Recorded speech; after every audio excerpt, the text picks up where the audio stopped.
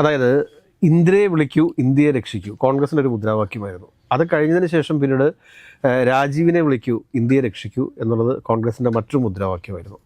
എന്ന് പറഞ്ഞതുപോലെ കഴിഞ്ഞ ദിവസം ഒരു വളരെ സീനിയറായിട്ടുള്ള ഒരു കോൺഗ്രസ് പ്രവർത്തകനോട് സംസാരിക്കുന്ന സമയത്ത് അദ്ദേഹം പറഞ്ഞെന്താണ് എന്ന് ചോദിച്ചു കഴിഞ്ഞാൽ, ചെന്നിത്തലയെ വിളിക്കൂ, കേരളത്തിലെ UDF മന്ത്രിസഭയെ രക്ഷിക്കൂ എന്ന രീതിയിലേക്ക് കോൺഗ്രസ് പ്രവർത്തകരും നേതാക്കന്മാരും ചിന്തിച്ചു തുടങ്ങിയെന്നാണ് അദ്ദേഹം പറയുന്നത്. ഘടകകക്ഷികളുമായിട്ടുള്ള ഉഭയകക്ഷി ചർച്ച ആരംഭിച്ചിട്ടില്ല. കഴിഞ്ഞ മന്ത്രിസഭാ യോഗത്തിന് ശേഷം മുഖ്യമന്ത്രി VD സതീശൻ പറഞ്ഞത് ഞങ്ങൾ ഉഭയകക്ഷി ചർച്ച ആരംഭിച്ചുവെന്നാണ്. മുസ്ലിം ലീഗുമായിട്ട് ഇപ്പോൾ ആരംഭിച്ചു എനിക്ക് അറിഞ്ഞുകൂടാ. ആ ഉദ്ഘാടനം എന്താണ് എന്നുള്ളതിനെക്കുറിച്ച് മാധ്യമങ്ങളൊന്നും പറയില്ല. കാരണം മാധ്യമങ്ങൾ പറയാത്തതിന് കാരണം എന്താണെന്ന് വെച്ചാൽ അവർക്ക് ആവശ്യത്തിനും അതിലധികവും പരസ്യം കിട്ടിയിട്ടുണ്ട്, വലിയ തുക പരസ്യത്തുക കിട്ടിയിട്ടുണ്ട്. അതുകൊണ്ട് അവർ നിശബ്ദമായിട്ടിരിക്കും. ഇദ്ദേഹത്തെ ആരെങ്കിലും വിമർശിച്ചാൽ അവരെ എല്ലാം തെറി പറയാൻ വേണ്ടിയിട്ട് കൃത്യമായിട്ട് 1000 പേരെ ഇദ്ദേഹം ഒരുക്കി നിർത്തിയിട്ടുണ്ട്. അത് കണ്ട് പറയാനുള്ളവർ അല്ലെങ്കിൽ വിമർശിക്കാനുള്ളവർ അവരുടെ വിമർശനം നിർത്തുമെന്ന് തോന്നുന്നുണ്ടോ?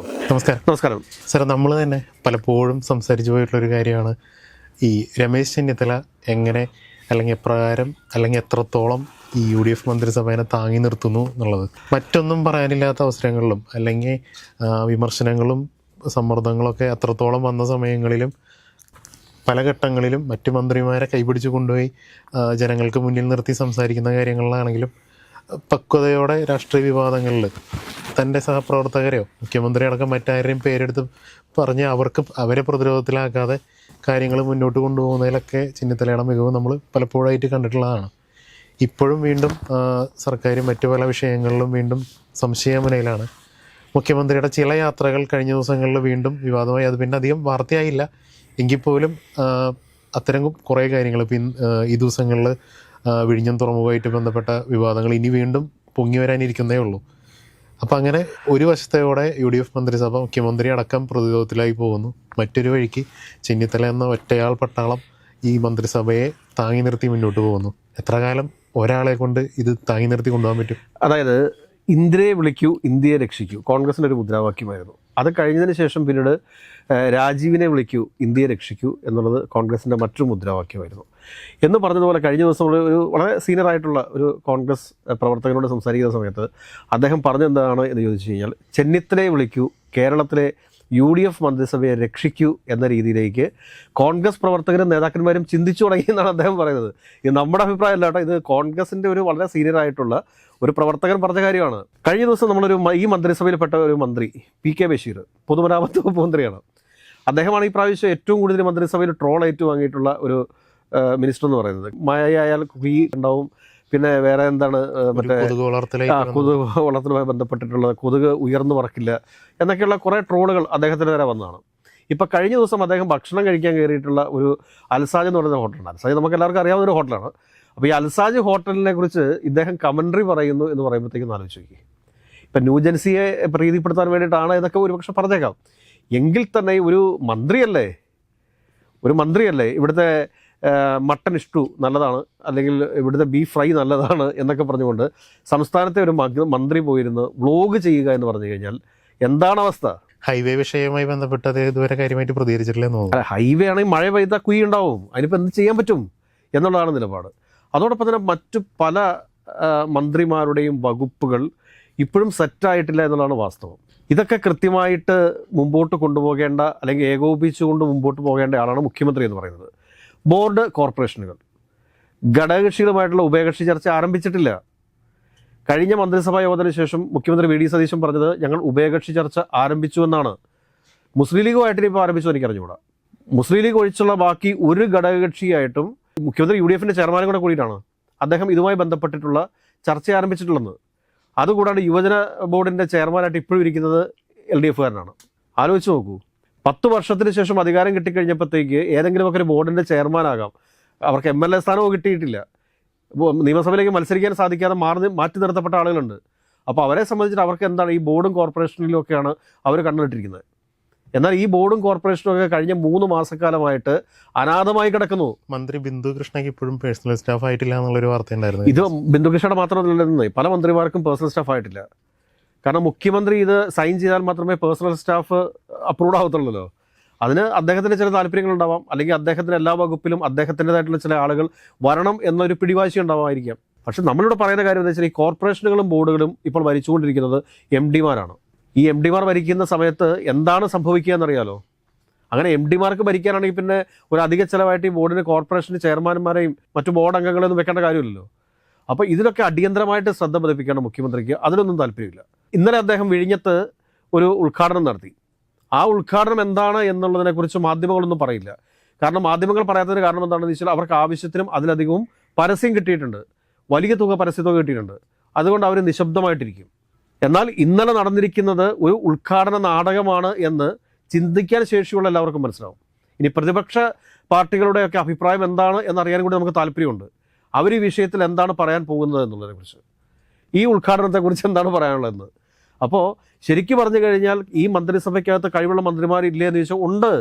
നമ്മൾ ഉന്നത വിദ്യാഭ്യാസ വകുപ്പ് മന്ത്രിയെക്കുറിച്ചൊക്കെ വലിയ പ്രതീക്ഷയാണ് വെച്ച് പുലർത്തിക്കൊണ്ടിരിക്കുന്നത്. എന്നാൽ ഓരോ ദിവസവും അദ്ദേഹത്തിൻ്റെ പ്രവർത്തികൾ കാണുമ്പോഴത്തേക്ക് ഈ അഭിപ്രായം മാറ്റേണ്ടി വരുമോ എന്നുകൂടി നമ്മൾ സംശയിക്കേണ്ടിയിരിക്കുന്നു. ചില ഉദ്ഘാടന പരിപാടികൾക്ക് മാത്രമായിട്ട് പോകുന്ന അവസ്ഥ. മുഖ്യമന്ത്രിയിലെ എന്ന് ശ്രദ്ധിക്കൂ, ജുവലറിയുടെ ഉദ്ഘാടനം, സിനിമാ തിയേറ്ററുടെ ഉദ്ഘാടനം, മുഖ്യമന്ത്രി പങ്കെടുക്കുന്ന പരിപാടികളാണ്. അതായത് സ്വർണ്ണക്കടയുടെ ഉദ്ഘാടനത്തിൻ്റെ അന്ന് എന്തായിരുന്നു സംഭവിച്ചതെന്ന് ആലോചിച്ച് നോക്കി. ഇവിടെ പ്രളയത്തിന് തുടക്കമായിരുന്നു. അതുകൂടാണ്ട് കഴിഞ്ഞ ദിവസം കുടകിലേക്ക് ഹെലികോപ്റ്ററിൽ പോയി. അത് മറ്റ് സെയിം കമ്പനിയുടെ തന്നെ മറ്റൊരു ഹെലികോപ്റ്ററാണ് എന്ന് പറയുന്നു. ഇതൊക്കെ ആളുകൾ കണ്ടുകൊണ്ടിരിക്കുകയല്ലേ. ഇദ്ദേഹം ഏത് രീതിയിലാണ് മുൻ മുഖ്യമന്ത്രിയെ വിമർശിച്ചിട്ടുള്ളത്? അപ്പുറത്തേക്കല്ലേ ഇപ്പോൾ ഇദ്ദേഹം പോയിക്കൊണ്ടിരിക്കുന്നത്. അപ്പോൾ സ്വാഭാവികമായിട്ടും കോൺഗ്രസ് പ്രവർത്തകരിൽ ഒരു നിരാശയുണ്ട് എന്നുള്ളൊരു യാഥാർത്ഥ്യമാണ്. ഇദ്ദേഹത്തെ ആരെങ്കിലും വിമർശിച്ചാൽ അവരെ എല്ലാം തെറി പറയാൻ വേണ്ടിയിട്ട് കൃത്യമായിട്ട് 1000 പേരെ ഇദ്ദേഹം ഒരുക്കി നിർത്തിയിട്ടുണ്ട്. അത് കണ്ട് പറയാനുള്ളവർ അല്ലെങ്കിൽ വിമർശിക്കാനുള്ളവർ അവരുടെ വിമർശനം നിർത്തുമെന്ന് തോന്നുന്നുണ്ടോ? ഈ സോഷ്യൽ മീഡിയ പോസ്റ്റുകൾ അപ്രത്യക്ഷമാവുന്ന വിഷയത്തിലും തീർച്ചയായിട്ടും ഇന്നലെ അത് കൃത്യമായിട്ട് റിപ്പോർട്ടർ ടിവിയുമായി ബന്ധപ്പെട്ട ആ വിഷയം കൃത്യമായിട്ട് അഡ്രസ്സ് ചെയ്യപ്പെട്ടില്ലേ? മെറ്റ മറുപടി കൊടുത്തില്ലേ? അതായത് ലോക്കൽ അതോറിറ്റിയുടെ റെക്കമെൻഡേഷൻ അനുസരിച്ച് അല്ലെങ്കിൽ റിക്വസ്റ്റ് അനുസരിച്ചിട്ടാണ് തങ്ങളിത് റിമൂവ് ചെയ്തത് എന്ന് വ്യക്തവും കൃത്യവുമായിട്ട് മെറ്റ റിപ്പോർട്ടർ ചാനലിൽ മറുപടി കൊടുത്തില്ലേ? അപ്പോൾ മന്ത്രിസഭാ യോഗത്തിന് ശേഷം മുഖ്യമന്ത്രി നടത്തിയ പത്രസമ്മേളനത്തിൽ പറഞ്ഞ കാര്യങ്ങൾ കളവാണ് എന്നുള്ളത് ജനം തിരിച്ചറിയുമല്ലേ? ഏകദേശം ഇദ്ദേഹം മുഖ്യമന്ത്രിയായിട്ട് ചുമതല ഏറ്റെടുത്ത അന്നു മുതൽ ഇന്ന് വരെയുള്ള ആ ടൈം പീരീഡ് എടുത്തു നോക്കുക. പറഞ്ഞ കാര്യങ്ങളിൽ എത്രത്തോളം മാറ്റങ്ങൾ സംഭവിച്ചിട്ടുണ്ടോ എന്നുള്ളത്, എത്ര യൂട്ടേണുകൾ അടിച്ചിട്ടുണ്ടോ എന്നുള്ളത്. ആരും പ്രതീക്ഷിക്കാത്ത രീതിയിലുള്ളൊരു ഭരണമായി പോയില്ലേ ഇപ്പോൾ നടന്നുകൊണ്ടിരിക്കുന്നത്? എന്തെങ്കിലും നടക്കുന്നുണ്ടോ ഈ സംസ്ഥാനത്ത്? ഇദ്ദേഹം വിചാരിച്ചുകൊണ്ടിരിക്കുന്നത് എന്താണ് എന്ന് ചോദിച്ചു കഴിഞ്ഞാൽ, ഏതാനും ചില ഓൺലൈൻ മാധ്യമങ്ങൾ അവർക്ക് 300Kയും 200Kയും ഒക്കെ വ്യൂസ് ഉണ്ടാവും. പക്ഷെ അത് വെറും 3 ലക്ഷം ആളുകൾ മാത്രമാണ്, അല്ലെങ്കിൽ 2 ലക്ഷം ആളുകൾ മാത്രമാണ്. അതിന് പുറത്തു നിൽക്കുന്ന 3.5 കോടി ജനങ്ങളുണ്ട് കേരളത്തിൽ.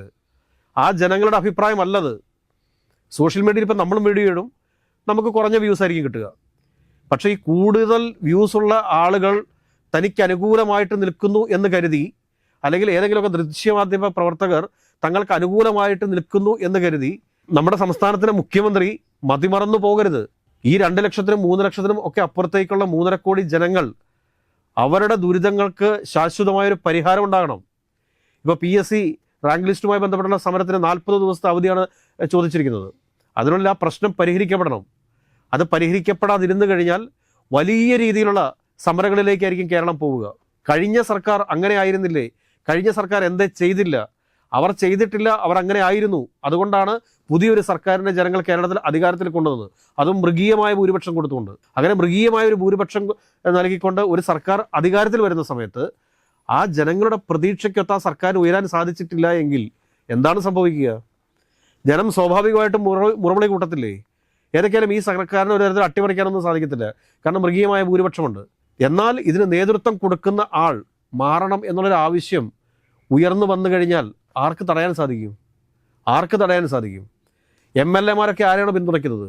മുസ്ലിം ലീഗിൻ്റെ ഈ പിന്തുണയോടുകൂടി ഈ മന്ത്രിസഭയെ 5 വർഷക്കാലം മുമ്പോട്ട് കൊണ്ടുപോകാൻ സാധിക്കുമെന്നാണ് കരുതുന്നത്? ഒരിക്കലും അങ്ങനെ കരുതരുത്. അതുകൊണ്ട് ബഹുമാനപ്പെട്ട മുഖ്യമന്ത്രിയോട് ഞങ്ങൾക്ക് പറയാനുള്ളത്, കോൺഗ്രസ് പ്രവർത്തകർ അവരുടെ ഒരു മുദ്രാവാക്യമായി, ഒരു സ്ലോഗനായിട്ട് ഇപ്പോൾ അവർ പറഞ്ഞുകൊണ്ടിരിക്കുന്ന കാര്യം എന്താണെന്ന് ചോദിച്ചു കഴിഞ്ഞാൽ, ചെന്നിത്തലയെ വിളിക്കൂ, UDF മന്ത്രിസഭയെ രക്ഷിക്കൂ എന്ന് തന്നെയാണ്. ഇത് മനസ്സിലാക്കി ഇനിയെങ്കിലും മുഖ്യമന്ത്രി പ്രവർത്തിച്ചില്ലെങ്കിൽ വരും ദിവസങ്ങളിൽ ഈ കോർപ്പറേഷനും ബോർഡും ഒക്കെ വിഭജിക്കപ്പെട്ട് കഴിയുന്നതോടുകൂടി വലിയ കോലാഹലങ്ങളായിരിക്കും കോൺഗ്രസ് പാർട്ടിക്കകത്ത് ഉണ്ടാവുക എന്ന കാര്യം മുഖ്യമന്ത്രി മറക്കാതിരിക്കുന്നത് നന്നായിരിക്കും എന്ന് മാത്രമേ പറയാനുള്ളൂ.